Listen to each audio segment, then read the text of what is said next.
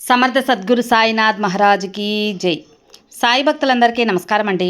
మన సాయినాథుని దయ వల్ల అందరూ సంతోషంగా ఉండాలి అని మనస్ఫూర్తిగా కోరుకుంటూ ఈ వీడియో ఆరంభిస్తున్నాను. ఇక ఈరోజుటి వీడియోలో మన కోసం బాబాగారు అందిస్తున్న సందేశం: తల్లి, రేపటి రోజున నీదేనమ్మా. ఈ రాత్రికి ఈ సాయి వాక్కు ఒక్కసారి విని పడుకో. ఒక 2 నిమిషాలు విన్నావంటే నువ్వు ఎంతో ఆనందంతో ప్రశాంతంగా నిద్రిస్తావు. ఈ మాట కేవలం నీ కోసమే అని బాబాగారు మన కోసం ఒక అద్భుతమైన సందేశం తీసుకొచ్చారండి. ఆ సందేశం ఏంటి, బాబాగారు ఏం చెప్పబోతున్నారు, ఆయన చెప్పే మాటల్లోని అర్థం ఏంటి, పరమార్థం ఏంటి అని మన సాయినాథుని మాటల్లోనే వినబోయే ముందు మన వీడియోస్ నచ్చినట్లయితే లైక్ చేయండి ఫ్రెండ్స్. మన ఛానల్ కొత్తగా చూస్తున్నట్లయితే సబ్స్క్రైబ్ చేసుకొని సపోర్ట్ చేయండి. ఇక ఎన్నో ఇబ్బందులతో సఫర్ అవుతున్నాం, ఏం చేయాలని ఆలోచిస్తూ ఉంటే మనకు తెలిసిన ఒక గురూజీ ఉన్నారండి.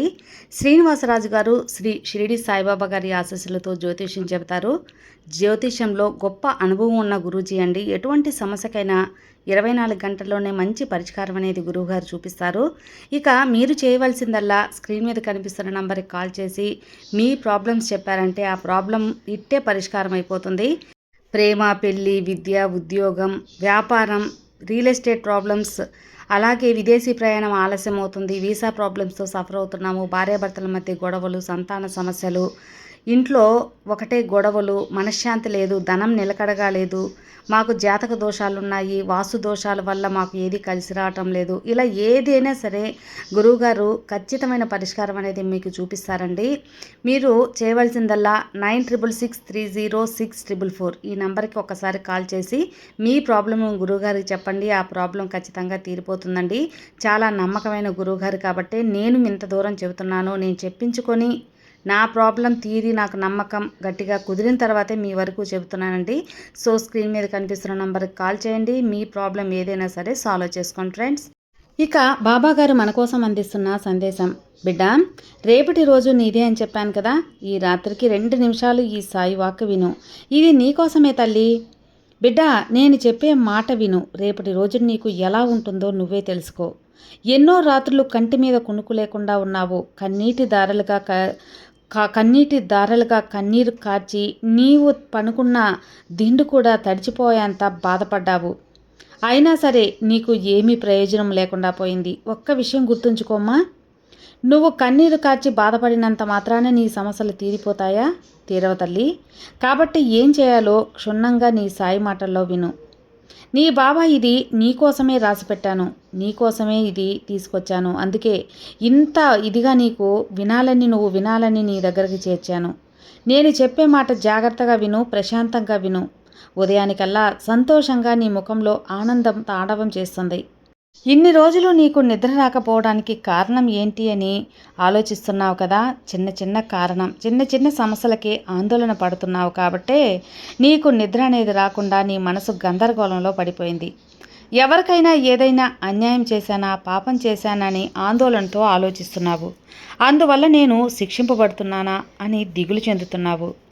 ఏదైనా తప్పు చేస్తే తెలియని తప్పులకు క్షమించు బాబా అని నన్ను మనసారా కన్నీటితో వేడుకుంటున్నావు తల్లి. ఇలా అడిగితే నీ బాబా నిన్ను మన్నించకుండా ఎందుకుంటాను చెప్పు?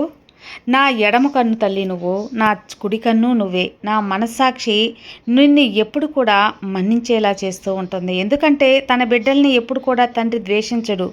తప్పు సరిదిద్దుకునే ప్రయత్నం మాత్రమే నేను చేస్తాను. నా బిడ్డలకి అవే నేను చెప్పిస్తూ ఉంటాను. కాబట్టి నువ్వు ఆందోళన చెందొద్దు. నీ బాబా నిన్ను శిక్షిస్తాడు అని ఎప్పుడూ అనుకోవద్దు. నిన్ను నా బిడ్డగా స్వీకరించినప్పుడే నువ్వు నాకు ప్రియమైన బిడ్డగా మారిపోయావు. నువ్వు చేసే ప్రతి పని మంచిదే, ఏదీ తప్పులేదమ్మా.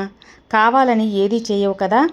కాబట్టి నువ్వు ఏదైనా సరే ఒకటి తెలిసి చేస్తే అది నీకు తెలిసి ఎప్పుడూ ఈ సాయి బిడ్డ తప్పు చేయదు అని నా గట్టి నమ్మకం. అలాగే అది నాకు తెలిసిపోతుంది కూడా.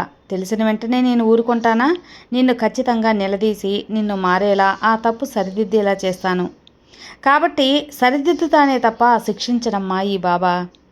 కొన్ని విషయాలు తాత్కాలికంగా జరగవు. తప్పు కాదు తల్లి. నా తీర్మానం ఏంటి అనేది నీకు తెలిసి ఎవ్వరూ చేయలేదు కదా. అందుకని నిన్ను ఎప్పుడూ నేను శిక్షించను. అంతా ఈ సాయికి తెలుసు బిడ్డ, ఎవరు ఎలాంటి వారో. అలాగే ఈ సాయి బిడ్డవైన నువ్వు ఎలాంటి వానివో, నీ మనసు ఎలాంటిదో అన్నీ తెలుసు. నువ్వు ఎప్పుడు కూడా ఖచ్చితంగా ఉండొద్దు. అలాగే ఊరికే పశ్చాత్తాపపడొద్దు. ఒకవేళ నువ్వు తప్పు చేస్తే నిన్ను మందలిస్తాను, తెలియక చేస్తే మన్నిస్తాను. ఒక్క విషయం గుర్తుంచుకో, నువ్వు ఈ సాయికి ప్రియమైన బిడ్డవు. నిన్ను మంచి దారిలో నడిపించే బాధ్యత నాది. నువ్వు పశ్చాత్తాపపడితే నేను చూడగలనా? నీ సాయి ఉండగా నీకు కన్నీరు ఒక్క చుక్క కూడా రాకూడదు. ఎవరి దగ్గర నిన్ను నువ్వు తక్కువ చేసుకోకూడదు, నీ విలువ తగ్గనీయకూడదు. నీ మనసు ప్రశాంతంగా లేదు, అలా లేకుండా నిద్రకు దూరమయ్యావు. అలాగే నీ ఆరోగ్యం కూడా సరిగా లేదు. నిద్ర లేకుండా ఉంటే ఆరోగ్యం ఏమి ఉత్సాహంగా ఉంటుంది చెప్పు? ఇప్పుడైనా నా మనసు ఊరట పడిందా తల్లి? నీ మనసు ఊరట చెందటానికే ఇంతలా నీకు వివరించి మరీ చెప్పాను. నీ మనసుకి విశ్రాంతి లేకుండా నిద్రకు కరువయ్యావు. దేనికి కూడా ఒక దారి చూపిస్తాను అని ఎదురు చూస్తున్నావు కదా, ఆ దారే ఇప్పుడు తీసుకొచ్చానమ్మా. కొన్ని మార్పులు నీకు కల్పిస్తాను. రేపు తెల్లవారేసరికే నీ జీవితంలో ఒక మార్పు అనేది వస్తుంది. ఏదైనా ఒక మంచి విషయం జరగాలంటే ఒక సమయం రావాలి కదా. ఆ సమయం ఎప్పుడో కాదు తల్లి, రేపు ఉదయమే. రేపు ఉదయం అవుతుంది నీకు. నీ మనసులో ఉన్న బాధ కష్టంకి ఆఖరి రోజు అవుతుంది. నీ జీవితానికి కూడా మంచి శుభోదయం అవుతుంది. నేను చెప్పే మాటలు ఆలోచిస్తూ నిద్రపో. రేపటికి అంతా సద్రుమణుగుతుంది. నీకు కావలసిన ఆనందం నీ సొంతమవుతుంది. నీ సాయి చెప్పాను కదా, నీ అన్ని సమస్యలు తీరుతాయి. నీ కోరిక, నీ మనసులో ఇష్టమైన కోరిక తీరుతుంది. నీకు అంతా మంచే జరుగుతుంది. ఏది కూడా ఆలోచిస్తూ బాధపడకు. ఏదైనా సరే జరగబోయే సంతోషాన్ని ఆలోచిస్తూ నిద్రపో. అలాగే జరుగుతుంది బిడ్డ. ఎప్పుడు కూడా నేను చెప్పేలాగే అన్నీ నీకు అనుకూలమైన ఆలోచనలతో ఉండు. అనుకూలంగా నీకు జీవితం ఉంటుంది. నీకు ఏది ఇవ్వాలి అనేది నీ సాయి నిర్ణయిస్తాను కాబట్టి నా దగ్గర ప్రార్థించేలాగా నువ్వు కోరింది నీకు దక్కుతుంది. నమ్మకంతో నాకు పూజ చేస్తున్నావు కదా, ఆ నమ్మకాన్ని గెలిపిస్తాను. అతి త్వరలో నీ సాయి ఆజ్ఞ నెరవేరుతుంది. నీ బాబా ఎప్పుడూ నీకు ఒక ఆజ్ఞ అనేది పెట్టి ఇలాగే చేయాలి అంటాను కదా, అది నీ మంచి కోసమేనమ్మా. నీకు కావాల్సిందే నీకు చేర్చటానికే. ఒక్కరోజు నిద్ర లేకుండా మెలకువగా ఉన్న రాత్రులు, ఒంటరిగా మెలకువగా ఉలిక్కిపడ్డ రోజులు చాలానే ఉన్నాయి కదా. వాటన్నిటినీ నీ బాబా చూస్తూనే ఉన్నాను. నా బిడ్డ ఎంత సతమతమైపోతుందా అని నేను ఎంతగానో ఆందోళన పడ్డాను. ఇప్పుడు అన్నిటికీ ముగింపు వచ్చేసింది. నువ్వు దిగులు చెందకుండా నిశ్చింతగా ఉండు. నీ బాబా నీకు దిగులనేది లేకుండా చేస్తాను. నీ కష్టం కనిపించకుండా చేస్తాను. ఒక మంచి రోజును అనేది రేపు ఉదయంగా నీకు అవుతుంది. ప్రతిరోజు నిద్రలేచాక గమనించు. నీ ఆనందానికి నువ్వే చూస్తావు. సర్వనిశ్చయంగా రేపటి రోజు నీదే బిడ్డ. నీ బాబా నీకు ఉండగా ఎలాంటి ఆందోళన నీకు అవసరం లేదు. ఇక ఇతరులు నిన్ను మోసం చేయటానికి చాలామందే కాచుకొని ఉన్నారమ్మా. మోసానికి నమ్మక ద్రోహానికి తేడా ఉంది బిడ్డ. మోసం ఎవరైనా చేస్తారు, కానీ నమ్మక ద్రోహం మాత్రం నమ్మిన వాళ్ళే చేస్తారు. కాబట్టి ఆ నమ్మిన వాళ్ళతో కూడా నువ్వు చాలా జాగ్రత్తగా ఉండు. ఎవరి మీద గుడ్డి నమ్మకం పెట్టుకోకు. నీ మాటకు నీ సంకల్పానికి ఉన్న బలాన్ని తక్కువ అంచనా వేసుకోకు. ఎందుకంటే ఈ ప్రపంచంలో నీ సంకల్ప శక్తికి మించిన బలమైన ఆయుధం ఏదీ లేదు కాబట్టి. అందుకే ఏదైనా ఒక విషయాన్ని గట్టిగా సంకల్పించుకో. అది ఈ బాబా నెరవేర్చి పెడతాను. నా ఆశీస్సులతో నీకు అన్నీ కూడా నెరవేరేలా చేస్తాను. ఎవరు ఎప్పుడు ఎలా మారుతారో చెప్పలేని రోజుల్లో సమయం కంటే వేగంగా మనుషులు మారే మనుషుల మధ్య నువ్వు జీవిస్తున్నావు. ఎందుకంటే నువ్వు చాలా అమాయకురాలివి తల్లి. కల్లా కపటం లేని నీ మనసు, స్వచ్ఛమైన మనసు నీది. అందువల్ల ఎవరిని ఎప్పుడు ఎలా ఉంటారో ఈ మనుషులు నీకు అర్థం కాదు కదా. అందుకే ఎవరితో ఎంతలో ఉండాలో అంతలో ఉండు. మన వాళ్ళు అనుకోవడం నువ్వు చేసే తప్పు. కాబట్టి ఎప్పుడు కూడా అందరినీ గుడ్డిగా నమ్మి ముందుకెళ్ళకు. నీ పని ఏదైనా ముందు నిన్ను నువ్వు ప్రశ్నించుకుంటే నువ్వు చేసేది మంచా చెడ్డా అనే సమాధానం నీకే తెలుస్తుంది. అది మంచిది అని నీ మనసు చెబితే ముందుకెళ్ళు. అది చెడు, అది ఎవరికో ఒకరికి ఆపద కలిగిస్తుంది, లేదా నీ జీవితానికే ఆపద కలిగిస్తుంటే అది అక్కడే ఆపివేసేయి. కాబట్టి నీ మనసుకి మంచిది అని తోచింది మాత్రమే చేయి తల్లి. ఎవరికి ఎప్పుడూ భయపడకు. అందరితో ప్రేమగా గౌరవంగా ఉండు. ఏదైనా సరే, ఆలస్యమైనా సరే, ఎప్పటికైనా మంచి మాత్రమే గెలుస్తుంది, నిజం మాత్రమే నిలబడుతుంది. నువ్వు ఏది ఎంచుకుంటే అది నీకు నిజమవుతుంది.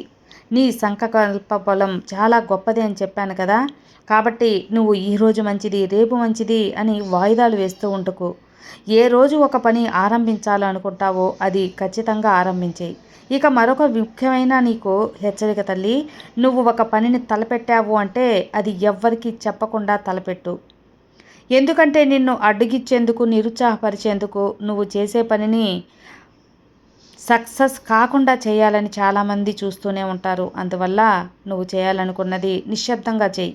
విజయం సాధించి అప్పుడు గర్వంగా శబ్దంగా చెప్పు. అందరూ కూడా నీ ఎదుగుదలను చూసి ఆశ్చర్యపడతారు. ఇక నీ బావ ప్రతి విషయంలో కూడా నీకు అండగా ఉంటాను. నేను నీ ఇంటి వద్దకు వస్తానమ్మా. ప్రేమ భక్తితో నన్ను స్వాగతిస్తున్నావు కదా, నాకు పూజ చేస్తున్నావు కదా, అలాంటి నిన్ను ఎప్పుడు కూడా తక్కువ కానివ్వను. నీకు అంతా మంచే జరిగేలా చేస్తాను. ఇక రేపటి రోజున నీవే తల్లి, నీ కోరిక తీరుతుంది, శుభవార్త నీ చెవిన పడుతుంది. నువ్వు ఏదైతే కోరుకుంటావో అది మంచి శుభోదయంగా నీకు సంతోషాన్ని అందిస్తుంది. ఇక నిశ్చింతగా నిద్రపో, అంతా మంచే జరుగుతుంది. నీ బాబా నీకు అండగా ఉండగా నీకు భయం ఎందుకు చెప్పమ్మా. సర్వే జన సుఖినో భవంతు. జై సాయిరాం.